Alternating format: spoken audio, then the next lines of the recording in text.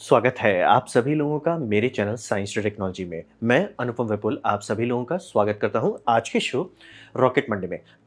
आज हम लोग बात करेंगे हॉट स्टेजिंग के बारे में। ये अभी स्पेसएक्स के चलते थोड़ा फोकस में आ गया तो इसे समझते हैं। तो प्रॉब्लम क्या है? प्रॉब्लम है पैराबोला, यानी कि जब आप रॉकेट लॉन्च करते हैं, तो जैसे ही उसका थ्रस्ट खत्म होता है, वो पैराबोला में पहुँच जाता है। अब उसका प्रॉब्लम ये है कि रॉकेट को कोई खास फ़र्क नहीं पड़ता, लेकिन उसके अंदर जो फ्लूइड है, यानी कि प्रोपेलेंट है, चाहे वो ऑक्सीडाइज़र हो, चाहे फ्यूल हो या दोनों हो वो म 0 जी में चल जाता है। मतलब आपका क्राफ्ट 0 जी में नहीं है, लेकिन उसके अंदर का मटेरियल 0 जी में है। जैसे कि आप ये जो 0 जी प्लेन होता है, ये कैसे पहुँच जा रहा है? ये तो धरती के अंदर ही है। वही पैराबोला का फ़ायदा, यानी कि अगर आप पूरा थ्रस्ट लेके ऊपर जाते हैं और एकाएक आप अपना थ्रस्ट बंद कर देते हैं, तो आप गिरना शुरू होते हैं। इनके केस में चूँकि एयर रेजिस्टेंस इनके अगल-बगल से जा रहा है, तो ये कुछ देर के लिए 0 जी एक्सपीरियंस करते हैं। रॉकेट के केस में वो काफ़ी देर तक हो सकता है। क्यों? क्योंकि ऑब्वियसली आप एटमॉस्फेयर से बहुत बाहर निकल चुके हो और प्लस आपकी वेलोसिटी भी बहुत ज़्यादा है। एक्सेलरेशन लेके आप चल रहे थे, तो अच्छा चांसेस है कि आप काफ़ी सेकंड तक आप ये रह सकते हो 0 जी में। जैसे कि आप ब्लू ओरिजिन के रॉकेट को देखिए। तो वही होता है कि जैसे ही मीको होता है, यानी मेन इंजन कट ऑफ होता है कि भैया हमने थ्रस्ट बूस्टर का इंजन बंद किया, सीधे उसके अंदर जितना प्रोपेलेंट है मिक्स है, फ़र्क नहीं पड़ता कौन-सा है, फ़र्क नहीं पड़ता वो केरोसिन है, फ़र्क नहीं पड़ता लिक्विड ऑक्सीजन, फ़र्क नहीं पड़ता कि वो लिक्विड हाइड्रोजन है, वो हुलुलुलु हो जाता है। जैसे ही 0 जी हिट करता है, ये हो जाता है। अब यहाँ पे ये समझिए कि तो इसको बैलेंस कैसे करते हैं? इसको बैलेंस करने के लिए सीधा समाधान है, इंजन चालू कर दो। इंजन जैसे ही चालू होगा, वो अपना थ्रस्ट वेक्टर बनाता है, यानी कि वो पुश कर रहा है। पुश करने का साइड इफेक्ट क्या है? हर चीज़ पे एक फोर्स लगता है जो उसके अगेंस्ट एक्शन इक्वल्स रिएक्शन। आप ऐसे पुश करोगे, वो आपके अगेंस्ट पुश कर रहा है। सारा लिक्विड सही डायरेक्शन पे आ जाता है, बम-बम हो जाता है। लेकिन इसका एक बहुत बड़ा समस्या है, ये 0 पे नहीं हो सकता। यानी कि जब आपका ऐसे रॉकेट मतलब मेन इंजन कट किया और फ्लूइड हुलुल हो रहा है, जैसे कि ये है सैटर्न 5 का हाइड्रोजन स्टेज का, तो उसमें आप देखिए धड़ाक से पूरा लिक्विड आगे चला गया। अब उस टाइम अगर आप इंजन चलोगे, इंजन बूम हो जाएगा। तो ये एक सीरियस समस्या है कि रॉकेट जैसे ही इंजन बंद करता है, उसके अंदर का प्रोपेलेंट 0 जी पहुँच जाता है। भले बाहर के चैसी में पूरा आपका लोड चल रहा है, लेकिन अंदर का लिक्विड जो है वो बोलेगा हम तो लॉल हो गए। उस दरमियान आप रॉकेट इंजन नहीं चालू कर सकते। अगर आप चालू किए तो इंजन बाय-बाय, रॉकेट बाय-बाय। तो ये समस्या है।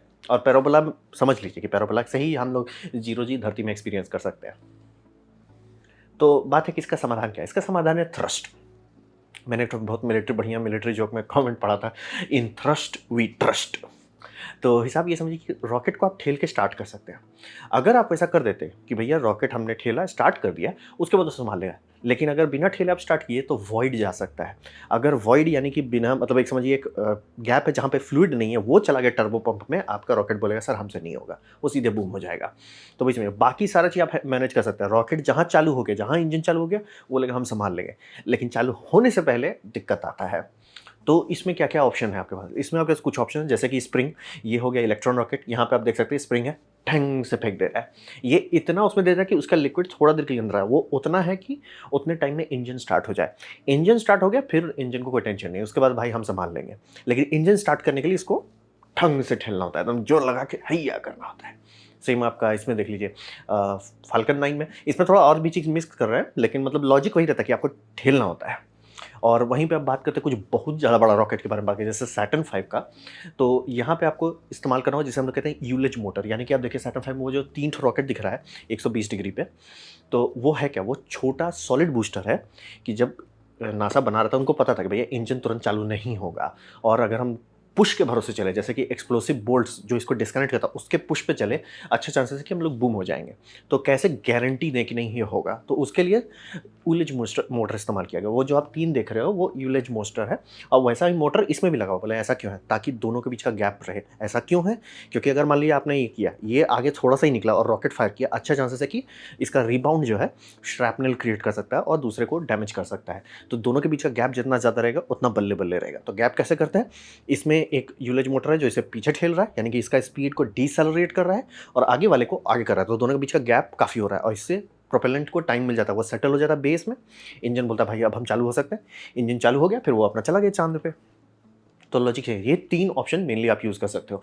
पहला स्प्रिंग से ठेल दो, दूसरा है यूलेज मूस्टर से इस्तेमाल कर दो, आजकल नहीं होता है उतना यूज़ उसका। और फिर है कि ऑन बोर्ड थ्रस्टर्स कर लो, जैसे कि अगर आप कोई अपर स्टेज है और उसको आपने डिज़ाइन किया है कि भैया वो बार-बार अपना इंजन रीलाइट कर सके, तो उसमें आप थ्रस्टर्स डाल दोगे। थ्रस्टर्स का ये फ़ायदा होता है बार-बार आप ये कर सकते हो, क्योंकि थ्रस्टर अलग उससे चलता है, प्रोपेलेंट मिक्स से चलता है। तो थ्रस्टर्स इंडिपेंडेंटली काम करता है, इसीलिए थ्रस्टर्स जैसे फीड किए जाते हैं, वो प्रेशराइज़्ड टैंक से फीड किए जाते हैं। और वो ऐसा है कि भैया उसको फ़र्क नहीं पड़ता कि किस भी जी फ़ोर्स में वो हमेशा काम करेगा। उसको बाय डिज़ाइन वही चीज़ के लिए बनाया जाता है ताकि लिक्विड को वो खुद ब खुद सेटल कर सके। तो यही थ्रस्ट से आप रॉकेट को स्टार्ट करते हैं। बिना उसके स्टार्ट करने की कोशिश किए रॉकेट बोलेगा कबू। तो ये हो गया मतलब समस्या का समाधान। तो अब बात करते हैं हॉट स्टेजिंग क्या है? ये रशियन लोगों का फ़ेवरेट चीज़ है, आज भी यूज़ होता है। जब भी आप कोई रॉकेट देख रहे हैं, जो मतलब रियल है, खड़ा है और उसका इंटरस्टेज में कुछ ज़्यादा गैप दिख रहा है, अच्छा चांसेस है वो हॉट स्टेजिंग के लिए बनाया गया है। ये मतलब टाइटन 2 का हॉट स्टेजिंग किया जा रहा है और आप देख सकते हैं कि मतलब वो 6 से निकल रहा है, इंजन चालू है, इंजन फुल फ़ोर्स पे चल रहा है और ये सीधे बूम कर दिया। तो इसका मतलब क्या होता है? हॉट स्टेजिंग का मतलब क्या होता है? हॉट स्टेजिंग का मतलब होता है कि जो आपका स्टेज है, वो तभी चालू कर दें जब उसको आप ठेल रहे हैं। मतलब ठेलते हुए दरमियान में चालू कर दें। ऐसा नहीं कि वो हो गया, आ गए आप जगह पे, इसको मेन इंजन बंद हो गया है, डिस्कनेक्ट किए, इसको आगे ठेले, तब चालू किए। ना जी ना, वो चल रहा है, मेन इंजन कट ऑफ नहीं हुआ है। मेन इंजन आपका अभी भी थ्रस्ट दे रहा है। ऑब्वियसली आप कोशिश करोगे उसका थ्रस्ट फैक्टर कम हो जाए, उसी दरमियान आप चालू कर दोगे।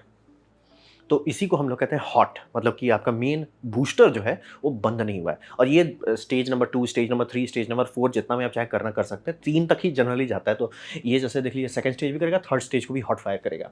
ये आपको जो एग्जांपल दिखा रहा हूँ वो ये सब होल्स जो आप देख रहे हैं, जब भी रॉकेट में आपको ऐसा होल्स दिखे, और इंडिया के भी कुछ रॉकेट्स में है, जीएसएलवी मार्क 2 में था, कि ये जब भी आपको दिख रहा है चांसेस है कि वहाँ हॉट फायरिंग की जा रही है।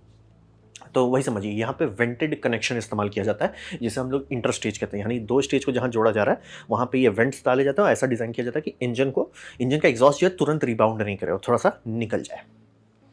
तो वही समझिए। लेकिन इसका एक बात समझना ज़रूरी है, ये वायलेंट होता है।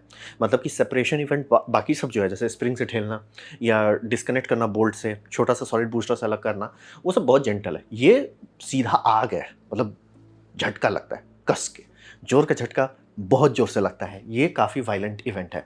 लेकिन इसका फ़ायदा ये होता है कि ऑक्सिलरी इवेंट हटा देता है। आपको कुछ नहीं चाहिए सर, आपको स्प्रिंग नहीं चाहिए, आपको डेटोनेशन बोल्ट पे भरोसा नहीं करना है, आपको यूलेज मोटर नहीं चाहिए, सर हम सँभाल लेंगे। और इसका ये भी समझिए कि ये एक्सेलरेशन मेंटेन रख पाता है, क्योंकि ऑब्वियसली जैसे जैसे ही आपका थ्रस्ट वेक्टर बंद हुआ, आप फ्री फॉल में जा रहे हो, यानी कि आप थोड़ा देर के लिए मोमेंटम लॉस कर रहे हो। वो लॉस नहीं होता है, कंटिन्यूअसली बिल्ड अप करते चला जाता है, तो थोड़ा-सा पेलोड ज़्यादा मिलता है। तो वही समझिए, जब भी आप रॉकेट देखें कि भैया कुछ ज़्यादा खाली जगह क्यों है इसका इंटर स्टेज पे, यानी कि जहाँ पे दोनों की शादी कराई जा रही है, शादी ऐसे होने की जगह पे ऐसे शादी होने लगी, तो यानी कि वो जगह दे रहे हैं हवा निकालने के लिए, हवा निकालने के लिए जगह दे रहे हैं। अब वो उतना नहीं करते, लेकिन कारण वही है कि वायलेंट बहुत होता है, कि मतलब आप इंजन चालू कर रहे हो और गलत भी हो सकता है आपका, मान लीजिए वो डिटैच नहीं हुआ और वहीं पे बूम कर देगा वो।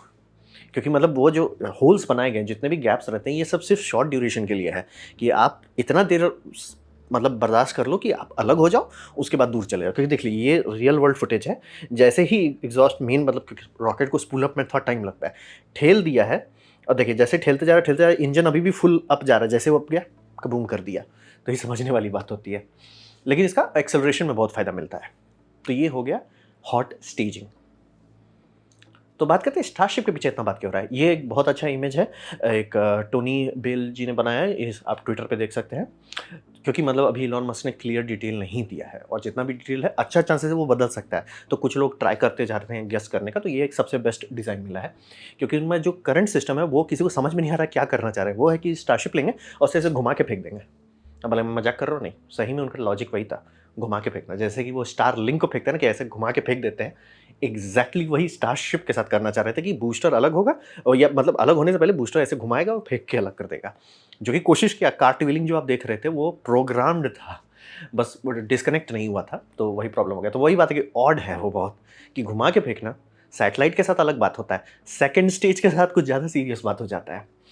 तो वही समझिए कि वो रास्ता इन्होंने अबैंडन किया, ठीक है।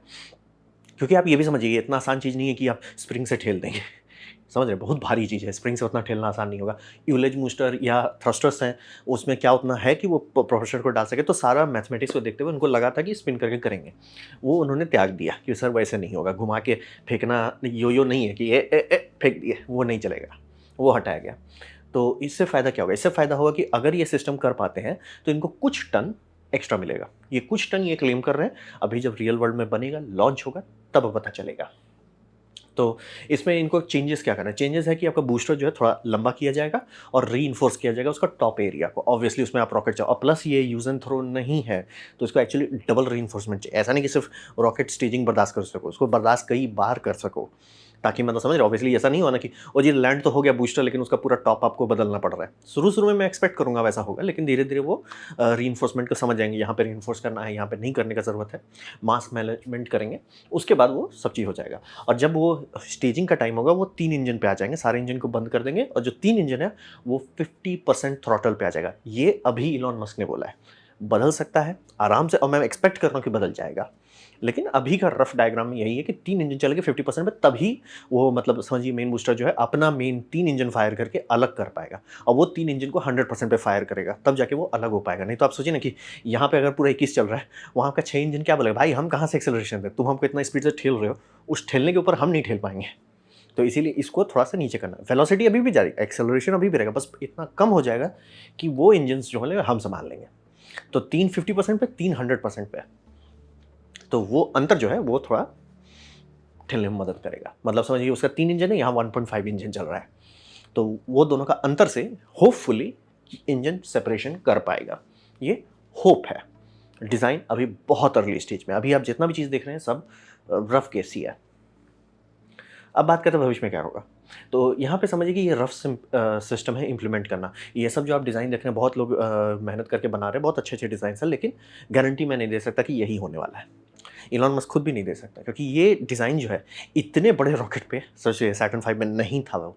पूरा उन्होंने मेहनत किया था कि भैया बोल्ट अलग करो, स्कर्ट जो था यानी कि जो इंटरस्टेज था वो स्कर्ट को निकालो फिर इंजन चालू करो। यूलेज मोटर पे मेहनत किया था क्योंकि उनको लगा वही सेंसिबल है और चूँकि सैटर्न 5 सक्सेसफुल हो गया, प्रूव हो जाता कि हाँ भाई वो सक्सेसफुल था। तो ये रफ सिस्टम इम्प्लीमेंट करना थोड़ा फचांग है और इसमें सबसे बड़ा फचांग पे असर पड़ेगा कि ह्यूमन रेटिंग यानी कि इस पपी का ह्यूमन रेटिंग होना धरती में बहुत टाइम खाएगा। इसकी ह्यूमन रेटिंग 2 तरीके से होगी, मतलब कि एक लॉन्च के टाइम में और एक होगा कि आप वहाँ पहुँच गए और फिर किसी दूसरे का जैसे क्रू ड्रैगन कैप्सूल से आप उसके अंदर चले गए, तो स्पेस रेटिंग होगी। स्पेस रेटिंग आप किसी चीज़ का आराम से कर सकते हो, जैसे कि आईएसएस का स्पेस रेटिंग वो धरती में नहीं लैंड कर सकता ना।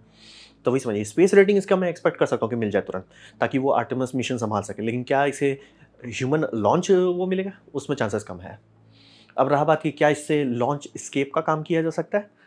असंभव नहीं, लेकिन प्रोबेबिलिटी बहुत कम है। क्यों? क्योंकि बेस्ट केस सिनेरियो ये 6 इंजन चालू कर सकते हैं और रहा बात कि 6 इंजन वो करना नहीं चाहेंगे। क्यों? क्योंकि अगर मान लीजिए लॉन्च पैड पे है और बूस्टर बोला कबूम, तो वो अगर वो 3 बड़े वाला चालू किया जिसका है वैक्यूम नोज़ल के साथ प्रॉब्लम ये होता है कि वो अगर आप धरती पे फायर करते हैं, तो वो ये हो जाता है, वॉल सेपरेशन हो जाता है, यानी कि जो गैस फ्लो है, वो वॉल से अलग हो जाते हैं। मतलब नोज़ल है, नोज़ल से ऐसे प्यार करते हुए उसको निकलना चाहिए, लेकिन वो अलग हो जाता है। एटमॉस्फेयर अंदर ठेलने लगता है, तो वो अलग हो जाता है। यहाँ पे ऑसिलेशन आता है और इंजन होता है कबूम। बहुत मुश्किल काम है उसको मैनेज करना। सिर्फ़ एक ही रॉकेट इंजन ढंग से मैनेज कर पाता है, RS-25 सैटर्न ये इसके लिए बनाया गया था, स्पेस शटल के लिए। स्पेस शटल का उसका लॉजिक वही था क्योंकि वही इंजन पे वो सी लेवल से वही इंजन पे वो ऑर्बिट तक जा रहे थे। तो वो उसके लिए नोज़ल किया। अगर वो नोज़ल डिज़ाइन यूज़ करते हैं, तो पॉसिबल है, लेकिन साइड इफ़ेक्ट है वो थोड़ा-सा एफिशिएंसी लूज़ करता है। तो मे बी वो कर सकते हैं कि भैया 6 इंजन इनका एक साथ स्टार्ट हो जाए। लेकिन बात ये है कि जितना टाइम में ये बूम होगा, जितना टाइम में ये नीचे गिर जाएगा, उतने टाइम के अंदर क्या ये मतलब लिक्विड बूस्टर स्टार्ट हो जाए? चांसेस बहुत कम है। इसीलिए लोग इमरजेंसी एस्केप के लिए सॉलिड बूस्टर यूज़ करते हैं क्योंकि वो इग्नाइट मतलब निकलो। ये है कि भैया स्पिन अप करो, प्राइम करो, ये करो, चिल डाउन करो, ना जी ना, निकल जाओ। तो इसीलिए क्या ऐसा पॉसिबल हो सकता है? मेबी, लेकिन मैं उसको चांसेस 10% रखूँगा कि इससे इमरजेंसी एस्केप सिस्टम बनाया जाए। तो उसका क्योंकि एक्सेलरेशन बहुत कम है। मान लीजिए आप किसी तरह से ऐसा कर भी दिए कि हाँ भाई हम फटाक से चालू कर देंगे इंजन, फटाक से इंजन हुलुलु करने लग जाएगा। सर वो तो आप कर दिए। एक्सेलरेशन तो उतना नहीं है ना। सॉलिड बूस्टर बहुत हाई जी फोर्स दे सकता है ताकि आप बूम से स्पीड से आगे निकल जाएँ। ये उतना नहीं दे पाएगा। लेकिन ये समझिए घुमा के फेंकने से ज़्यादा सिंपल होना चाहिए। जो इनका लॉजिक है कि भैया हम क्या था मतलब हमको समझ में, हम जेनुइनली एनिमेशंस के ऊपर एनिमेशन देख रहे हैं। मतलब सर आप रॉकेट के साथ वो क्यों कर रहे हो? सैटेलाइट के साथ मैं समझ सकता हूँ, सैटेलाइट ऐसे घुमा के फेंक रहे हैं, तो आप देखते हो ना जो ऐसे निकलते जाता है सैटेलाइट, वो घुमा के फेंक रहे हैं, ठीक है, सेंस बनता है। सर स्टेज 2 के साथ वैसा नहीं करना थोड़ा थोड़ा ज़्यादा हो गया, थोड़ा ज़्यादा हो गया। तो देखिए आने वाले टाइम में क्या होता है। तो ये था मेरा प्रेजेंटेशन हॉट स्टेजिंग के बारे में। उम्मीद करता हूँ आपको अच्छा लगा, कुछ सीखने मिला, कुछ समझ में आया हो। अगर ऐसा है, लाइक कर दे, दोस्तों के साथ शेयर कर दो, उससे मेरा काफ़ी भला होगा। नहीं अच्छा लगा, नहीं पसंद आया, कोई बात नहीं, आप डिसलाइक दबा सकते हैं। मैं कहूँगा डिसलाइक 2 बार दबाएँ, उससे मुझे पता चलो कितना नापसंद हुआ है। मैं आपसे कहूँगा कमेंट लिखें, मैं हर कमेंट को पढ़ने की कोशिश करता हूँ। आपसे कहूँगा सब्सक्राइब कीजिए, बेल दबाइए अगर आप फ्री हैं तो। आपने वीडियो देखा, जान के मुझे बहुत खुशी हुई। धन्यवाद।